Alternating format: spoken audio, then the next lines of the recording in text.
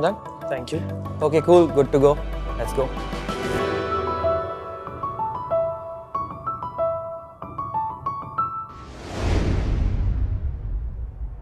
So a friend had actually gifted me a book recently called Thinking in Bets, and there's a very famous line there that life is not a game of chess, it's actually a game of poker. I mean, in life you don't know all the variables, so you need to keep making decisions based on whatever information you have, and over time not worry about the outcomes. So, I mean, that really inspired me. Poker generally really helped me in my entrepreneurship journey as well. You know, making those stressful decisions with limited amount of data sometimes and not worrying about the outcomes, because, you know, in life and in entrepreneurship, you need to keep making the right decisions over time. Well, I know lots of trader friends. They've learned poker as a subject rather than as a game. They tell me as well that they're profitable because they know poker while they're trading.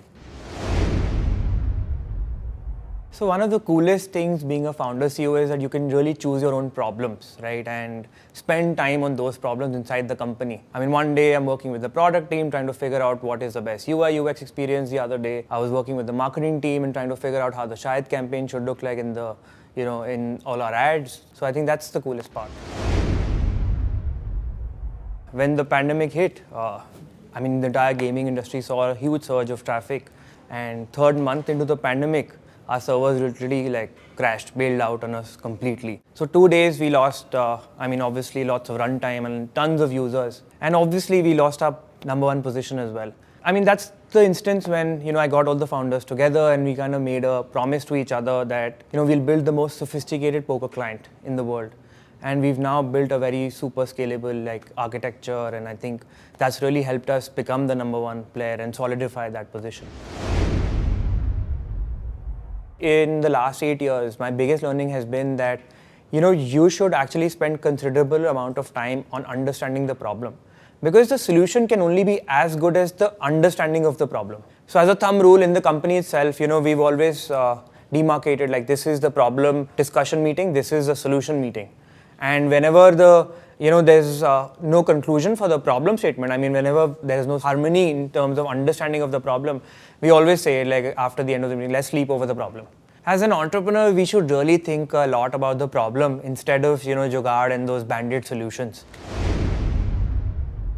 So when you're starting out your entrepreneurship journey, don't have a plan B, because entrepreneurship is hard. There will be lots of highs and lows, and when you're in your lowest point, you need that extra push. But if you do have a fallback option, it can make you soft. Not having a plan B in my life really helped me, you know, drive harder, work harder than the rest, because I mean, that's what entrepreneurship is.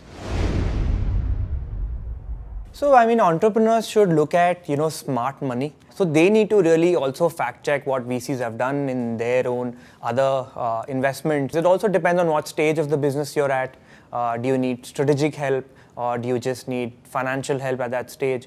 So all those decisions really, you know, matter a lot. Because if you've built a really solid business, you should not, as an entrepreneur, worry about VC1 or a VC2. Eventually, if it's solid, you know the business well, you know the subject matter well, you will get VC money eventually if the business requires. So the toughest decision of my entrepreneurship journey was actually building the software ourselves in the beginning. Poker is as a game, it's very sophisticated, and the product itself is so sophisticated. There is synchronous gameplay. You need to worry about scale, you need to worry about security, you need to worry about transactions, and also the gameplay animation experience. So we took the road less traveled initially. Because of that decision, we can reap the fruits now. I mean, we're able to scale really fast, we're able to customize the product based on different data sets and what they really want. It's hyper-personalized for a lot of cohorts. So, I mean, that was the toughest decision, but I think the most fruitful one. For me, lack of money really in the start was a blessing in disguise, right? Lack of easy access to venture capital really helped us, you know, think about problems deeply. We started looking into different cohorts, started understanding them better, started experimenting faster. In the beginning, we started building this philosophy that we need to, you know, build fast, scale fast, or fail fast.